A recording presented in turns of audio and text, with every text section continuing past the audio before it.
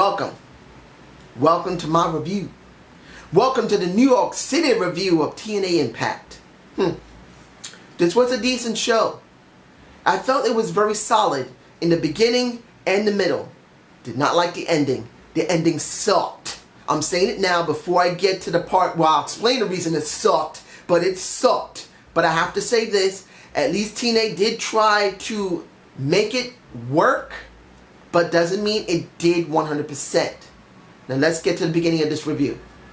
The Falls Count Anywhere match in the very beginning of the show was actually quite good.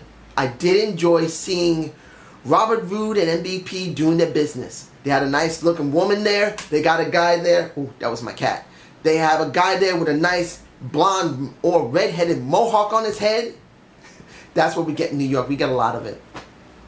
In the end, Robert Roode won it. And it really built and jazzed up the crowd. I did enjoy that. The next thing, and I'm not getting to the Hardys yet, but the next thing I'm going to talk about is Low-Key. Kaval many years ago. Trying his best to get into the WWE. And I believe they had a missed opportunity with somebody that could give them something entirely different for their product. Kind of like what happened with Evan Bourne. What happened to the Kidman. And that kind of leads into what happens at the end of the review. But in the end, a lot of small men in the WWE has not been done very well over the years. Not talking about Daniel Bryan and CM Punk. This is before that. Before they finally had their moment to build. So they really didn't know what to do with the Kaval. But TNA does know what to do with Low-Key, fitting him into the X Division. And this match felt like an X Division match. It felt very snappy. It felt very high-flying. It's not going to appeal to everyone, but it will give you something different. In the end, Low-Key won. And hopefully they'll show more of the X Division as time goes on, instead of doing something stupid by once in a while spotlighting it, particularly building into Destination X. Now, since I am talking about Destination X, let's get this done with Austin Aries. Austin Aries segment with Angle, MVP, and the Lashley. Lashley only had one small line, which he did very well. You made a terrible mistake, roughly speaking.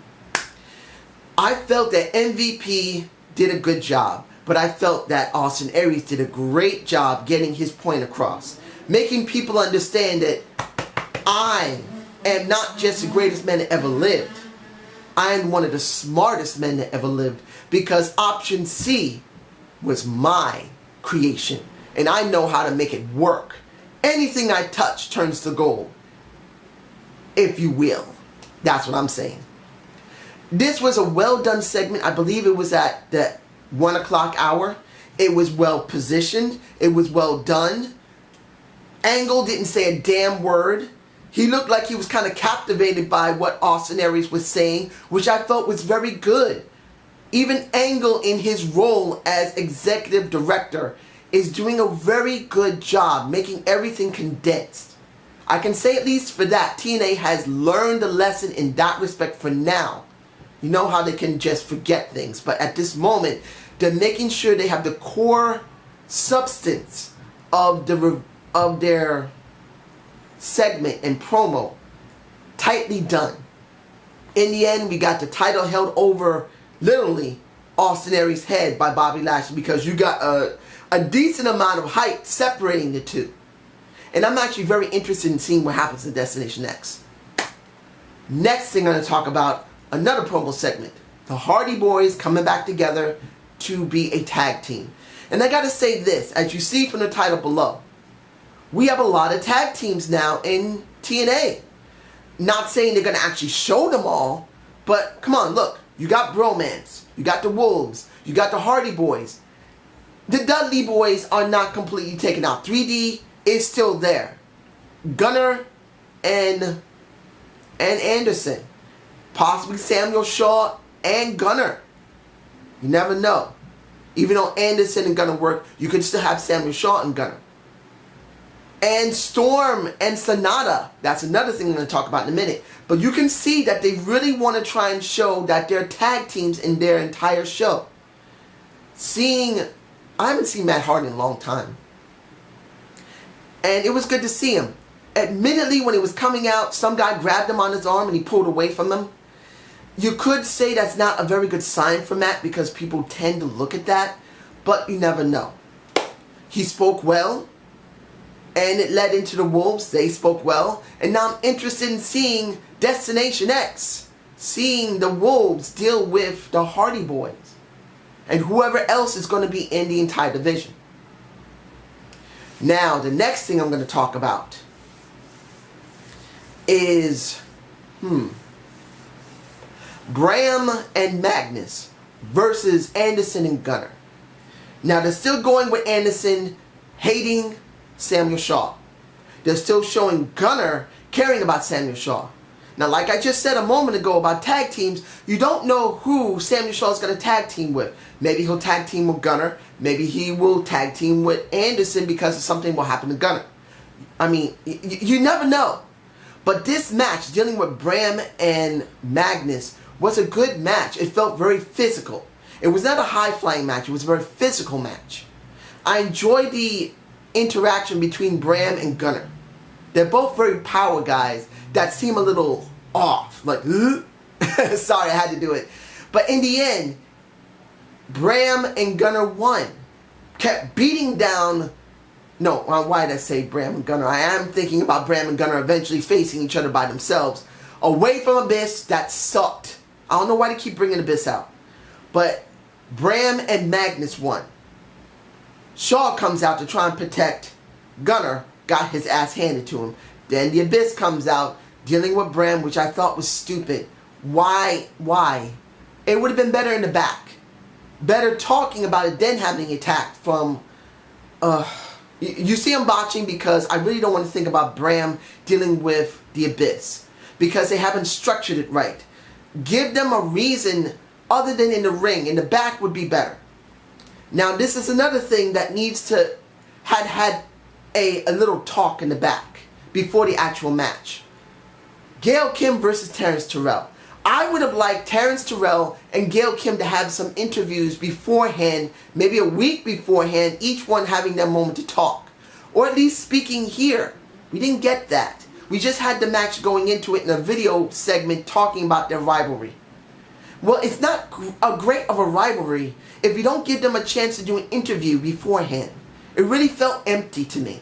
Now, they did have a great match. I enjoyed it until the beautiful people came out. Okay. I love Angelina Love. I love her. She's beautiful. She's sexy. She seems intelligent.